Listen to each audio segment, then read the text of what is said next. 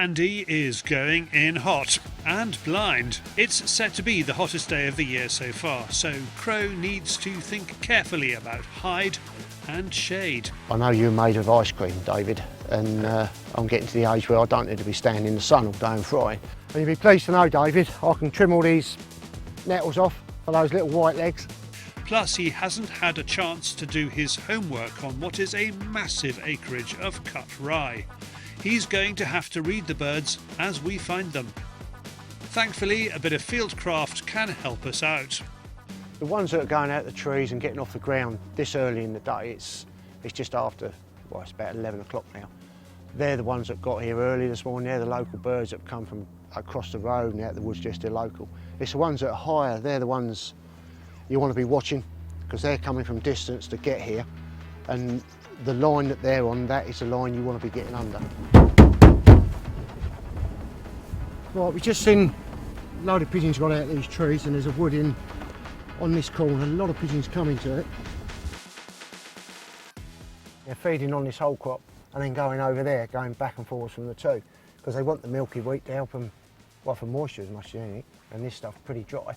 And you reckon that the actual shotgun noise will keep them moving? I'm hoping so, because we're in a valley like that, and it's right the way down there, and we'll be shooting that way. The wind, what wind there is today, is blowing that way, so hopefully it'll rattle down through there and keep things moving. I think all in all, we're going to win a chicken dinner.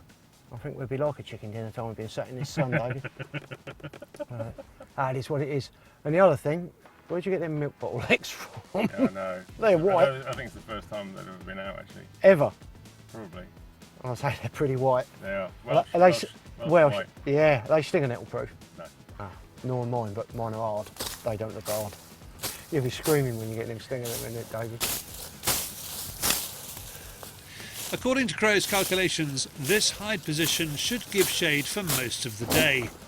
It needs some groundwork. A summer. It's like Thor. Did it come back to you? Dan Thor. Sorry, Dan, only a joke, mate. He's bigger than me. I think Dan's a lover, not a fighter. He's a gentle soul. He's a big unit. He's a unit. I quivered when I first saw him. Now he quivers when he sees me with excitement. I'm only joking, Dan.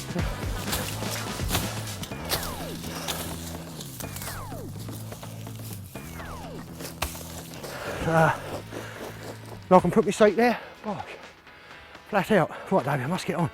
Getting a bit of a sweat on.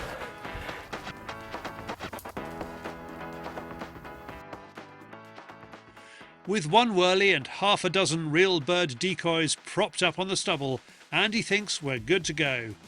He's using his new blue F16 and some rather smart looking teague chokes which make his 34-inch barrels look like a punt gun.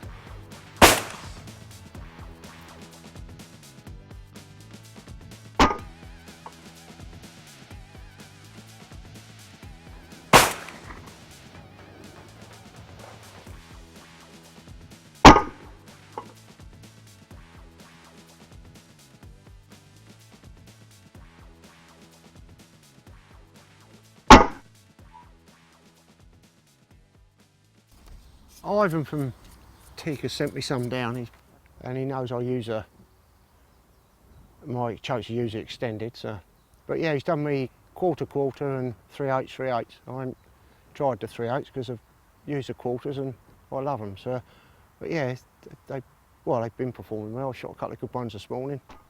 So again, tightness increases range. Yeah, oh yeah.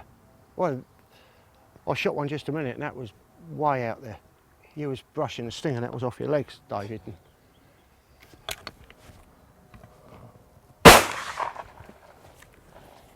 Brushing the stinger that was off your leg. Yeah. And they're titanium, which is they're nice and light.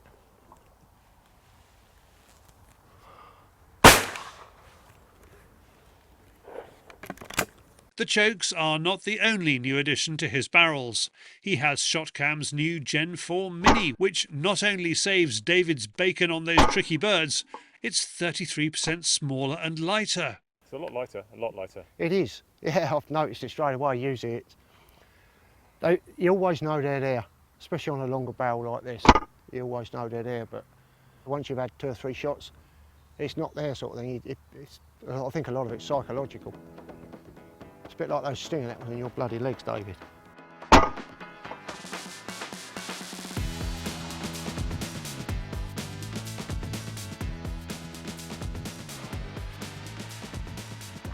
Crow needs a tidy up, and he feels the pigeons behind us are not seeing the whirly in front of us, so puts a second on the corner to try and curl them back before they commit.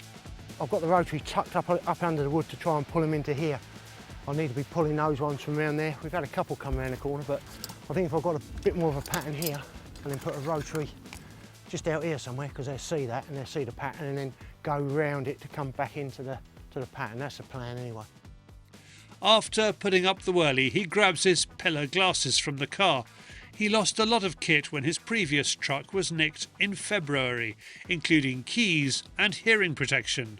He was grateful of a new set of lenses for the glasses, as he had a close call at a recent sim day. Not only to make me look pretty, I was up at Water Priory a few weeks back at a charity shoot, and I don't know if you'll be able to pick up on it. Yeah.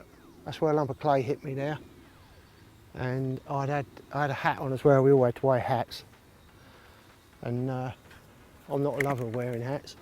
I do have to, and I had a hole on one of the stands. I had a hole clay come down the edge on, cracked me on top of the head. It was only the hat that saved me. So within about 3 stands, I got one that hit there and scratched my lens, and then I had another one hit me on top of the head. So it just pays that you've got to think the worst even if it don't happen.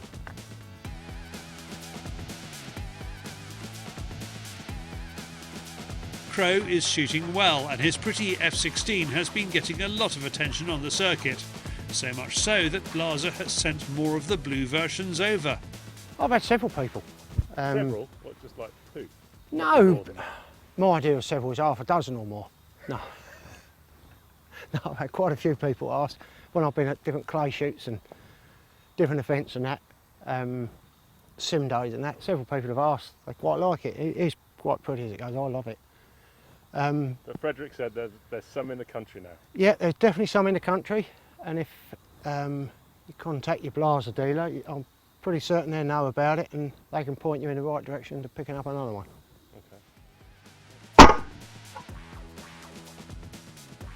Crow likes a target, and even though things are slowing down, he wants to get to 70 birds. He does so after 5.5 hours in the hide. Let's go pigeon shooting, he says. Have a day out together, he says. You enjoyed it, didn't you? I did, I loved it.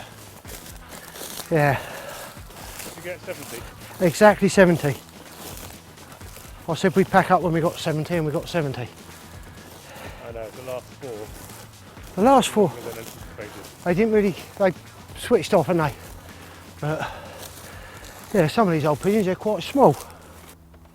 This one's wider, a lot longer tail, or just longer. Yeah. So age-wise, I mean, any guess? Probably come from abroad. Really? Yeah, well they do migrate over, and you usually get lots of small ones this time of year. There you go. And they're just not as They're just a smaller bird. as our lot. No, that's a David Bright and that's an Andy Crow. That's the difference. What do the legs look like? They look like are they thin, are the legs thinner on them? This one's been immac'd, and this one is a bit like yours, David. Hasn't had anything done. It sounds like these two have had a bit too much sun. But those birds did end up as kebabs later that evening. Winner, winner, pigeon dinner.